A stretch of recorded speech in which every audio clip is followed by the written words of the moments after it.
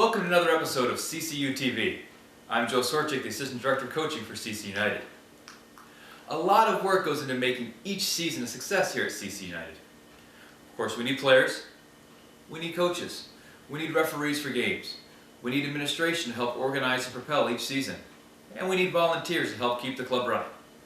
But one of our most vital assets, and one that's essential to any successful season, we need fields.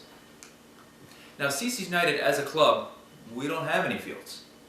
Every practice we have, every game we play, every tryout session we attend, in fact, the entire existence of our program is due only to the generosity of our host cities. The cities of Carver, Chanhassen, Chaska, and Victoria, as well as School District 112, all provide us with fields to use for our program. Our U9 and 10 teams practice and play at Bluff Park in Carver and City Center in Chanhassen. Our U11 and 12 teams practice and play at Chaska's McKnight Park, as well as fields at Chaska High School. In the fall, the same age group also uses Victoria Elementary. Our U13 plus teams, playing 11v11 on full-size fields, practice and play at Vandermeer Park in Chanhassen, Clover Ridge in Chaska, as well as Diethelm Park at the Victoria Fieldhouse. While not primary fields, we also at times have access to Lake Ann Park in Chanhassen, and the turf fields at both Chaska and Chanhassen High School. Our rec program with in excess of 140 teams takes place across 5 fields at Chaska Middle School. In addition, in the fall, Chaska Middle School campus is also home to our fall competitive program and 12 high school teams all at the same time. So there's 2 things to cover. The first, and most important, we as a club must be very thankful to our host cities, School District 112, for providing the fields that they do for us. CC United would not exist without their generosity and the effort they put into maintaining these fields. The second, one of the biggest complaints we hear from parents, at least in terms of volume of emails, is in regards to field closures. The first question always asked is, why are fields closed? We want kids to play. We want kids out there practicing. We want them enjoying this game that we've come to love. So when fields are closed, it's not because we don't want them playing. It's because the fields need to be closed. In some cases, it has to do with player safety. But the vast majority of the time, fields are closed. They're closed to protect the viability of the fields, to keep them in good condition. The quick response to that is, why can't they play? When I was a kid, I get it. When I was a kid, the fields looked like this. This is what we all remember. The center circle was maybe 50% grass. The PK spot was a dirt path leading to the goal. The 6-yard box was a dirt pit. And the rest of the field was sparse grass at best. I remember this. And the common call was, let them play. We played on that, why can't they play on that? The question isn't, can they play on that? They can. They absolutely can. In fact, just to prove it, here's a field I played on at U17. Now, it looks a little better today than it did back then, but not a whole lot. The big trench going down the middle, the baseball field taking up 2/3 of the penalty box on that side. We played on this every day. We came back the next year, and it was just as bad, if not worse, but we kept playing on it. So the question is not, can they play on it? The kids can absolutely play on fields like this. The question is, we have to remember, we are guests on these fields. The fields we play on are city fields. The question is, do they want us playing on them? So that's the question of the day. And we have to remember that fields are a community resource. Fields reflect on the quality of the city. And aesthetics are very important to city managers. Now, in the end, we may disagree with the decisions. We may disagree with city priorities.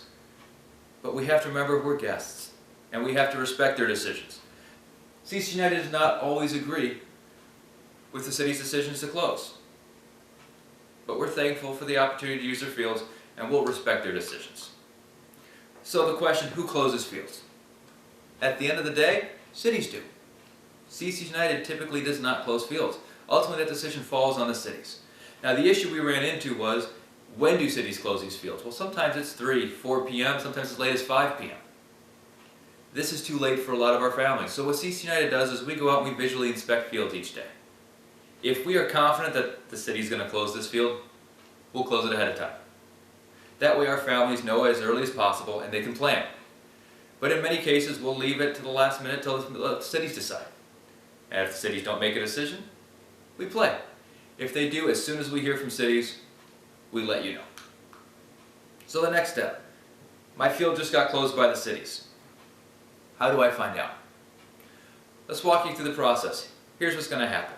There's several ways for you to find out. First, when the field is closed by a city, or if CC United decides that the city's going to close it, so we close it early, the club will close that field on the CC United website. What that means is as soon as that happens, on the master schedule, you will see your practice or game crossed out in red. This will show that the practice has been canceled. If you cancel the practice as a manager for whatever reason, the same thing happens. But if CC United goes out and closes a field, all practices and games assigned to that field will be crossed out in red. You can also go to your team schedule.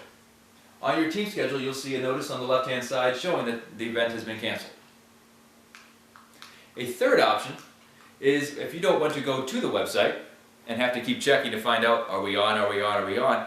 Whenever fields are canceled, you will also receive an email. The system automatically generates an email for any team, any parent, any player that is affected by a cancellation. So you'll receive an email.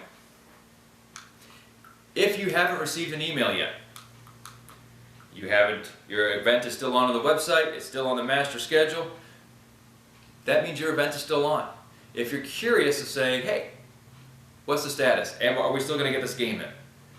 Go to the CC United webpage and check our Twitter feed. Our Twitter feed on the right-hand side of the page will tell you the current status of fields. If you don't want to go to the website to check, if you don't want to check your email, if you don't want to have to go to check your individual pages, follow us on Twitter. If you follow us on Twitter, you don't have to do anything at all. When any field changes happens, you'll be notified via our Twitter feed. So the ways you can find out: the master schedule, your team schedule, email notifications, the CC United Twitter feed, or by following us on Twitter. These are 5 different ways that you can find out the status of field conditions right now. You don't have to do all 5, but you can do whichever one is most convenient for you. So at the end of the day, the moral of this story, I'm not telling you not to be frustrated. We've all been there as players wanting to get a game in, and it doesn't happen. We've been driving up 494 heading to a game and been told to turn back around, it's canceled. We've been coaches looking at a big game coming up and saying, I've got this and this and this I need to cover. And practice is canceled, and practice is canceled, and that list remains unchecked, and the game gets closer and closer. We understand. The frustration is natural. But realize that CC United doesn't close fields. We can disagree with the city's reasons for closing fields, but I want you to understand why. And we as a club and as good community partners have to respect their decisions, and we'll live by it. Realize that closing fields is not a Chaska-Chanhassen thing. It's a Minnesota soccer thing. When you see that our fields are closed, I can guarantee you most, if not all, the other fields across the state are closed as well. Every time we close our fields, Eden Prairie fields are closed, Tonka fields are closed, Shakopee fields are closed. Chaska-Chan is not more protective of the fields than any other club. Maybe more protective than when we were kids. Definitely more protective than when we were kids. But not more so than other communities in our area. So, remember, at the end of the day, this club wouldn't exist. Our programs wouldn't exist without the help and generosity of our local cities. So please, be thankful, be happy, and be supportive of their efforts. So thank you for taking time to talk about CC United and our fields. We're hoping this gives you a better understanding of how our field system works and how it affects you.